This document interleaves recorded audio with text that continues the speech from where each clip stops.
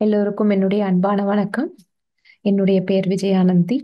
உங்கள் அனைவரையும் மீண்டும் தமிழ் பிஎம்சி மூலமாக சந்திப்பதில் மிக மிக சந்தோஷம். வாய்ப்பு கொடுத்ததற்கு மிக்க நன்றி. நம் அனைவரையும் இந்த தியானத்தின் மூலமாக ஒன்று இணைத்த நம்முடைய பத்ரிஜி அவர்களுக்கு என்றென்றும் நம்முடைய நன்றிகள். நாம இந்த கான்வர்சேஷன்ஸ் வித் காட் என்ற புத்தகத்திலிருந்து சில கருத்துக்களை தினந்தோறும் கொஞ்சம் கொஞ்சமாக ஒரு புதிய புரிதலுடன் ஒரு புதிய அனுபவத்தை நம்முள் சேர்த்து கொண்டே இருக்கின்றோம். நேரத்தை பற்றி நிறைய தெரிந்து கொண்டோம். அந்த நேற்று இன்று நாளை என்கின்ற ஒரு விஷயமே இல்லை. இன்று இந்த கணம், அதிலும் இந்த ஒரு கணம் மட்டுமே அந்த உண்மையான ஒன்று என்கின்ற அந்த ஒரு விஷயத்தை நம்முடைய அந்த சிந்தனைக்கு கொண்டு வந்து அது நமக்குள் கொஞ்சம் கொஞ்சமாக ஏன் அப்படி இருக்கக்கூடாது, ஏன் அந்த மாதிரி சிந்தித்து பார்க்க கூடாது என்கின்ற அந்த ஒரு எண்ண மாற்றத்தை உருவாக்கி கொஞ்சம் கொஞ்சமாக நாமும் அதில் சரி என்று ஒத்துக்கொண்டு அதை நாம் வாழ்க்கையில் நம்ம உபயோகப்படுத்தும் முன் கொஞ்சம் காலம் நேரம் ஆகலாம். அதனால என்ன பரவாயில்லை. அந்த என்ன மாற்றம் இருக்கின்றது அல்லவா, அதுவே மிக மிக முக்கியமானது. நேற்று நாம் அந்த எண்ணங்களை பற்றி கொஞ்சம் தெரிந்து கொண்டோம். மனிதனாக பிறந்தது நாம் மட்டுமில்லை, இந்த உலகத்தில் உள்ள அனைத்து ஜீவராசிகளுமே இந்த ஆண் பெண் என்கின்ற இந்த ஒரு பேதமானது எப்படி இருக்கின்றது, இந்த எண்ணங்கள் எப்படி நமக்குள் அந்த விரிவை உருவாக்குகின்றது, அதாவது நம்முடைய அந்த ஆழ் மனதில் இருக்கும் அந்த ஒரு எண்ண ஓட்டத்தை நாம் எப்படி அழகாக கையாள முடியும்.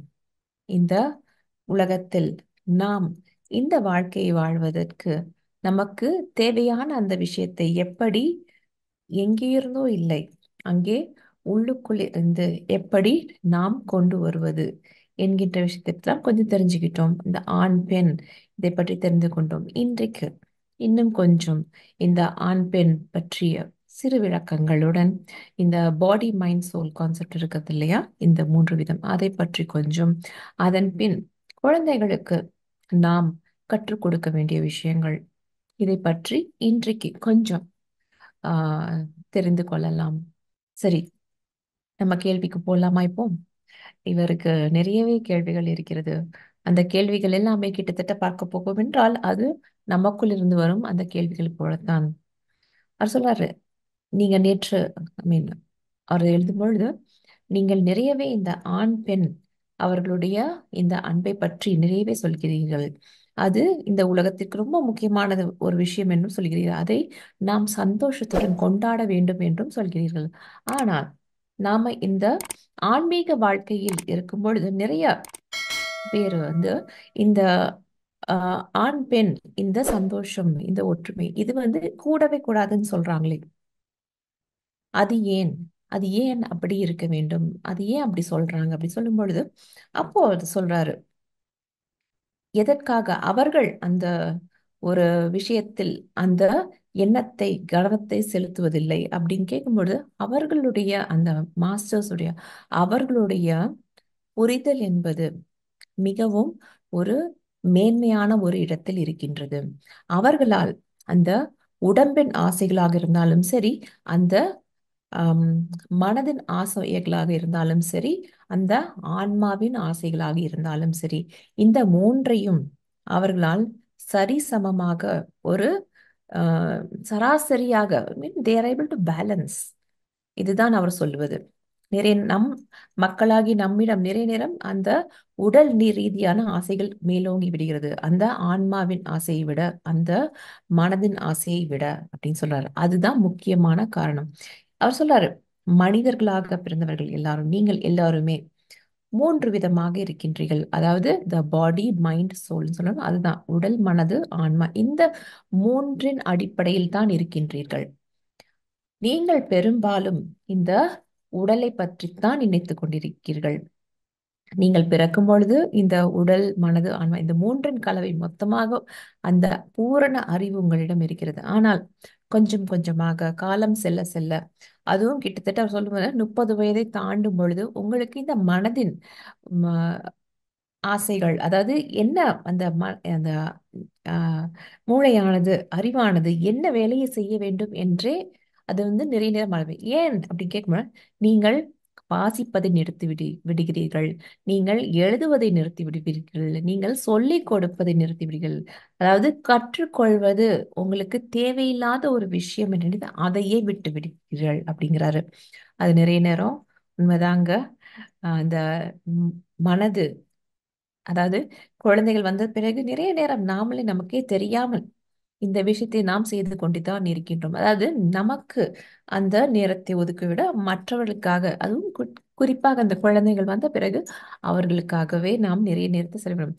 நாம் நம்மளை அந்த we are not nourishing ourselves. அதாவது தேவையான ஒரு செடிக்கு எப்படி அப்பப்போது தேவையான அளவுக்கு அந்த நீர், காற்று, அந்த வெளிச்சம், அந்த உரம் எல்லாம் எப்படி தேவையோ சரியான நேரத்தில் கொடுத்தா தானே அது நல்லா வளர்ந்துக்கிட்டே இருக்கும்.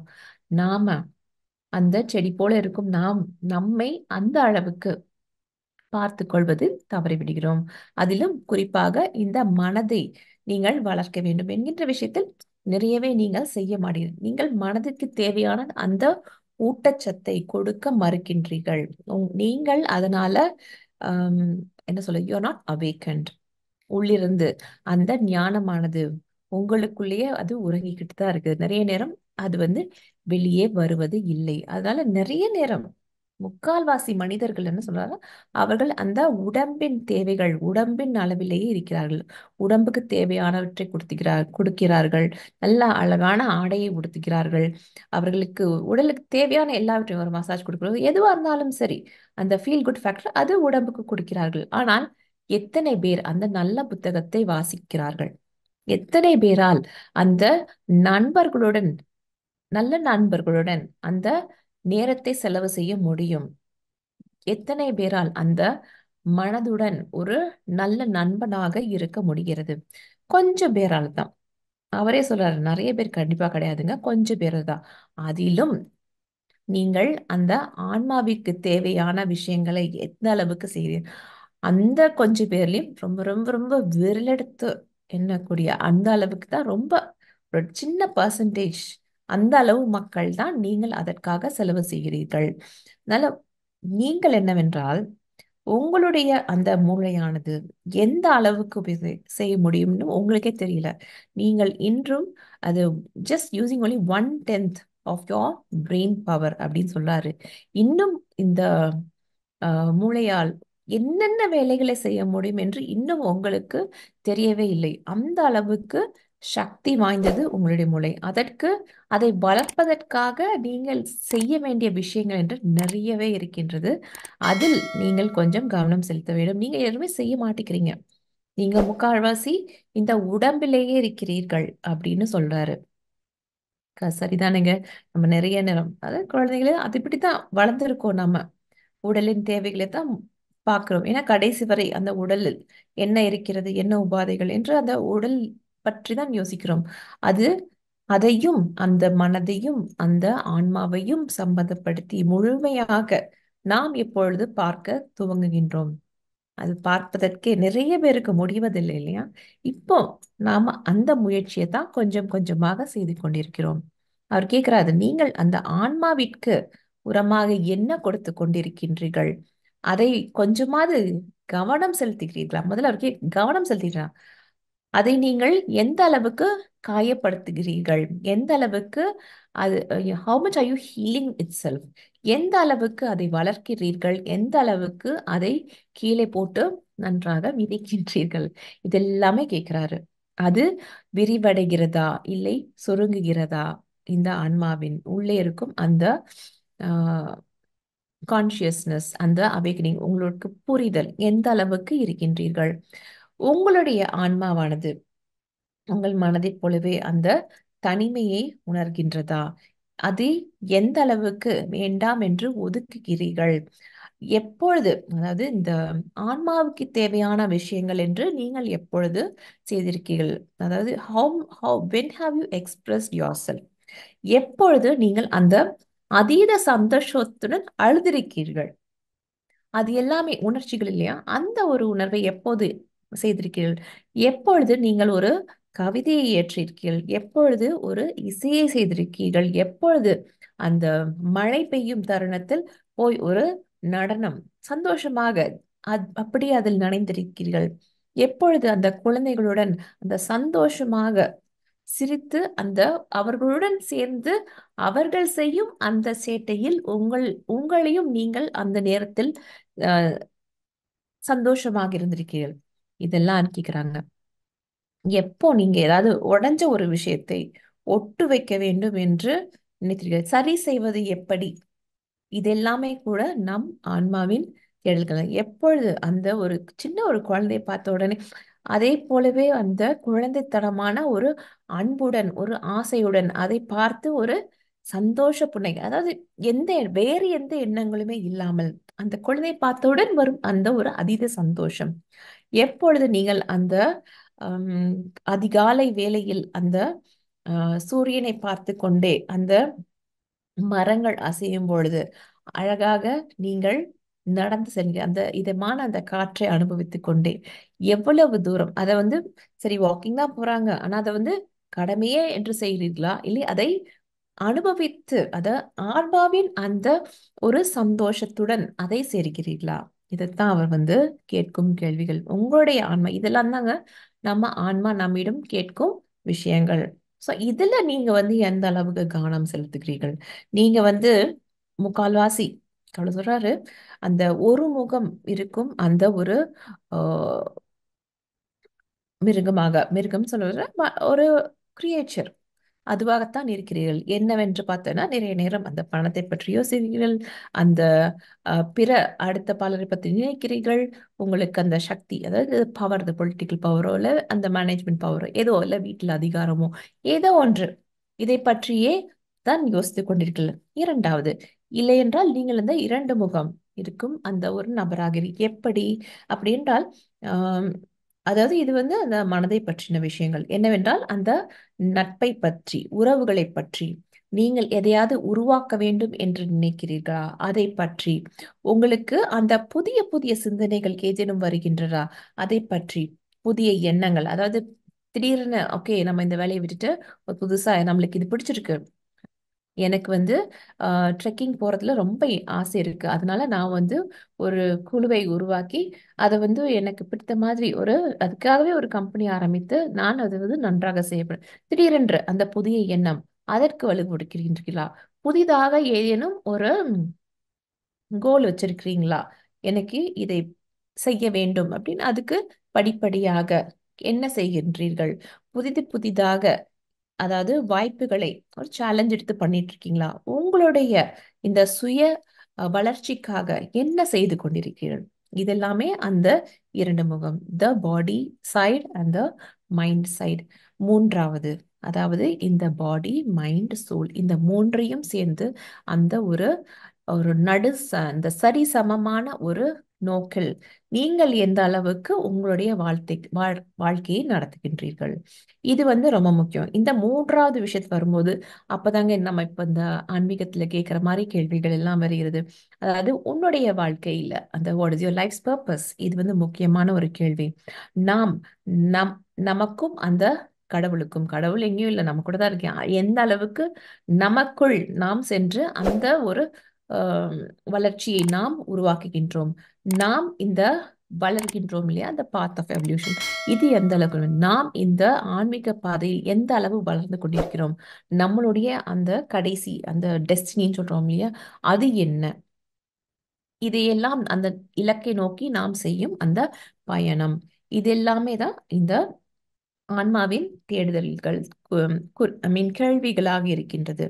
அதுதான் இந்த அந்த லோவர் ஸ்டேட் பாடியிலேருந்து அப்படியே கொஞ்சம் கொஞ்சமா உயர்ந்து அந்த சோல் ஸ்டேட். ஸோ அந்த மூன்றின் கலவையும் நாம் எந்த அளவுக்கு சரிசமமாக நம்மால் கலந்து நம்முடைய வாழ்க்கையில being that most balanced person எந்த அளவுக்கு நம்மளால் இருக்க முடிகின்றது அப்படின்னு அவர் வந்து சொல்றாரு. ஸோ இதை மூன்றும் கலக்கும் பொழுது உங்களுக்கு வந்து அந்த உம், எந்த விஷயமாக இருந்தாலும் சரி, நீங்கள் வந்து ஒரு மேன்மையான ஒரு விஷய நோக்கிலிருந்து தான் எந்த ஒரு விஷயத்தையும் நீங்கள் முடிவெடுப்பீர்கள் அப்படிங்கிறாரு.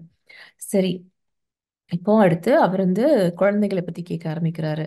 என்னன்னா, இந்த குழந்தைகளுக்கு நாம் எப்பொழுது இந்த அறிவை கொடுக்க வேண்டும் அப்படின்னு சொல்லி கேட்கிறாரு. அதாவது இந்த ஆண் பெண் உறவு, இந்த அன்பு, இந்த காதல், இதை பற்றின அந்த பேச்சுக்களை நாம் எப்பொழுது எப்பொழுது நாம் வந்து குழந்தைகளும் பேச ஆரம்பிக்க வேண்டும் கேட்கும்போது அவரு கடவுள் சொல்றார், நீங்க வந்து கண்டிப்பாக இதில் வந்து நீங்கள் தயக்கப்படவோ இல்லை அச்சப்படவோ தேவையே இல்லை. ஏன்னா குழந்தைகளுக்கு நேச்சுரல், அவர்களுக்கும் தெரியும்.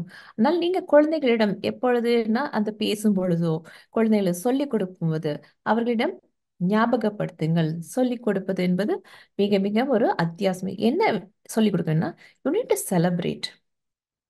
நீங்கள் யாராக இருக்கிறீர்கள் என்பதை பற்றி கொஞ்சம் எப்பொழுதுமே அந்த life is a celebration. You need to celebrate. ஏன்னா இந்த உலகத்துல இப்படி ஒரு ஆணாகவோ இல்லை ஒரு பெண்ணாகவோ உருவெடுப்பது என்பது சாதாரணமான இல்லை. So you need to celebrate. நீ யாராக இருக்கிறாயோ அதை வந்து கண்டிப்பாக நீ வந்து ஒரு கொண்டாட்டத்துடன் தான் இந்த வாழ்க்கையை வந்து வாழ வேண்டும் அப்படிங்கிறாரு. ஸோ அதைத்தான் நீங்கள் வந்து உங்களுடைய குழந்தைகளும் சொல்ல வேண்டும்.